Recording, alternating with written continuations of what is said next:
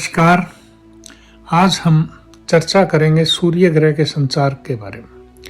सूर्य ग्रह का संचार 15 जून 2023 से मिथुन यानी जेमिनी राशि से है और लगभग एक महीना ये संचार इसी राशि में रहेगा। बुध ग्रह की राशि जेमिनी जो है काफ़ी अच्छी राशि मानी जाती है संचार के दौरान सूर्य ग्रह के। क्योंकि इस संचार के दौरान फायदा ज़्यादा है, नुकसान कम है। मैं ओवरऑल संसार की बात कर रहा हूँ।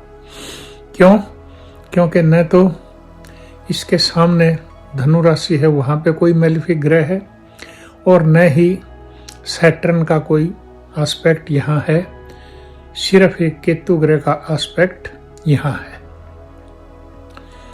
अब मैं बात करूं कि सूर्य ग्रह का जो संचार है बुध ग्रह से, यानी कि बुध ग्रह भी उसके बाद इस संचार के दौरान उनके साथ आएंगे, तो वो भी एक बुध आदित्य राजयोग होगा। दोनों का मिलन ठीक रहता है। किसके लिए?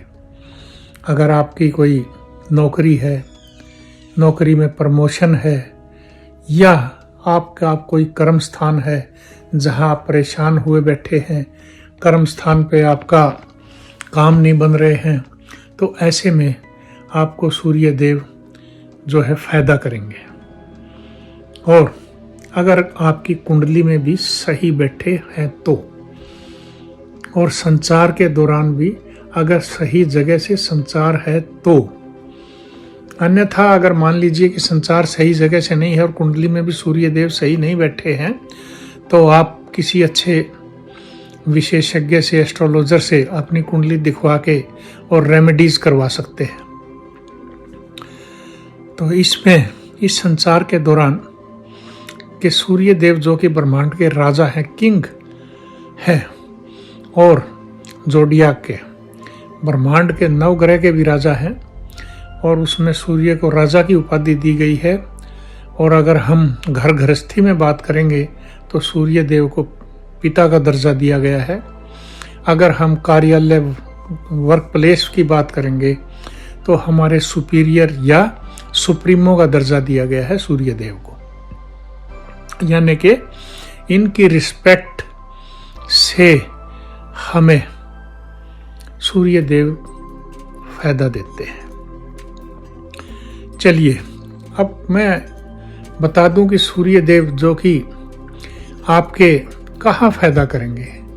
आपके देखिए, अगर कॉन्फिडेंस में कमी आ रही है, आपके कर्म भाव में कमी आ रही है, आपके काम रुके पड़े हैं, आपकी शादी नहीं हो रही है, आपके लव अफेयर में परेशानियां चल रही हैं, आपकी शादी में परेशानियां चल रही हैं, आपके नौकरी में परेशानियां चल रही हैं, आपके बिजनेस में परेशानियां चल रही हैं, यानी कि हर एक कार्य जो इस संसार में है, यानी ये सृष्टि जो चल रही है वो सूर्य देव की कृपा से चल रही है। जितनी भी प्रकृति में जीवन है वो सूर्य देव की जो है कृपा से ही है, और सूर्य देव की जितनी कृपा रहती है उतना ही संसार को फायदा होता है। अब हम चर्चा कर रहे हैं कि इस संचार को मैं अगर राशि वाइज लेता हूं पहले, तो देखिए कि मेष राशि है। सूर्य देव आपके अगर कोई शादी विवाह में रुकावट है, कोई बिजनेस में रुकावट है, तो यहाँ काफ़ी फायदा करेंगे आपको। उसी तरह से मैं बात करूँ टॉरस यानी कि वृषभ राशि की, आपके कोई रुका हुआ धन के कार्य हैं, या आपके कोई जो है धन वगैरह या प्रॉपर्टी वगैरह में कोई परेशानी आ रही है सेल में, परचेज में, तो यहाँ आपको फायदा हो सकता है। और इसी तरह से घर गृहस्थी में भी कोई परेशानी है तो यहाँ फायदा आप उठा सकते हैं मिथुन राशि से। और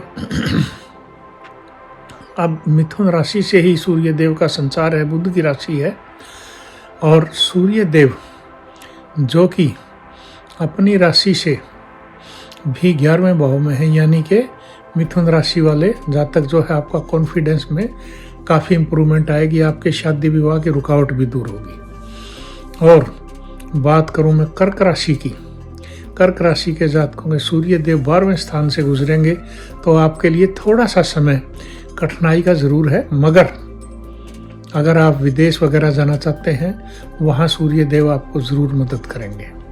इसी तरह से आप थोड़ा सा अपना ध्यान भी रखें स्वास्थ्य का, आँखों का, हड्डियों का। अगर बुजुर्ग हैं तो खास करके आर्थराइटिस वगैरह जैसे है प्रॉब्लम, तो ऐसा ध्यान जरूर रखें। अब सूर्य देव की खुद की राशि लियो, सिंह राशि, उसके लिए सूर्य देव का ये संचार बहुत फायदेमंद है। और यानी कि आपके दोस्त मित्र भी मिलेंगे, आपके जो है शादी विवाह के लिए भी इंतज़ाम होगा, आपके रुके हुए काम बनेंगे। और इसके साथ साथ अगर आपका कर्म स्थान पे कोई दिक्कत आ रही है, कोई प्रमोशन में दिक्कत आ रही है, वो भी फायदा होगा। अब मैं बात करूं कन्या वर्गो राशि की। आपको अगर कोई नौकरी वगैरह नहीं मिली है, कोई बिजनेस वगैरह ठप पड़ा है, बिजनेस नहीं मिल रहा है, तो कोई ऐसे समय में अगर आप मेहनत करेंगे तो आपको ज़रूर सूर्य देव फायदा करेंगे और आपको काम मिलने की पूरी उम्मीद होगी। और प्रमोशन वगैरह, जैसा मैंने पहले बताया, सरकारी अफसर वगैरह भी हैं अगर आप, तो ये आपका कोई प्रमोशन वगैरह का भी केस है तो उसमें भी फायदा होगा।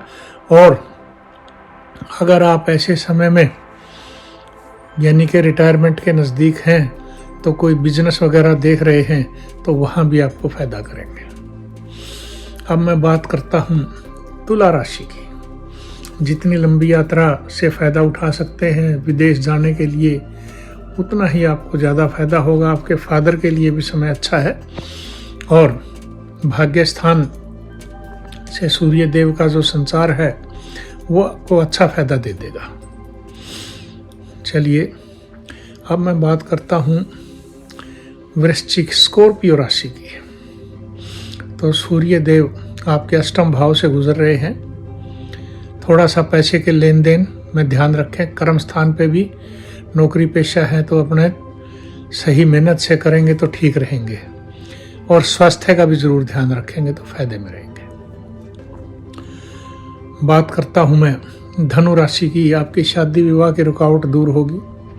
आपका कोई बिजनेस में रुकावट है वो भी दूर होगी। और इसके साथ साथ अगर आप किसी के साथ पार्टनरशिप वगैरह करना चाहते हैं बिजनेस, तो यहाँ भी आपको फायदा होगा।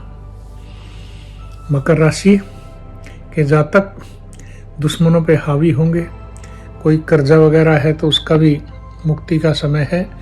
मेहनत करेंगे तो ध्यान से चलेंगे।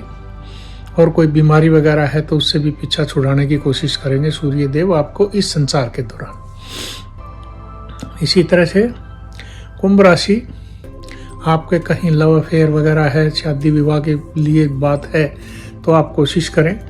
औलाद के लिए भी ये समय अच्छा है। अगर आपकी संतान के लिए आप उसका फ़ायदा उठा सकते हैं। और आखिरी राशि मीन राशि, यानी कि उसको संचार जो है, अगर आप प्रॉपर्टी वगैरह में कहीं पैसा लगाना चाहते हैं तो यहाँ फ़ायदा उठाएं।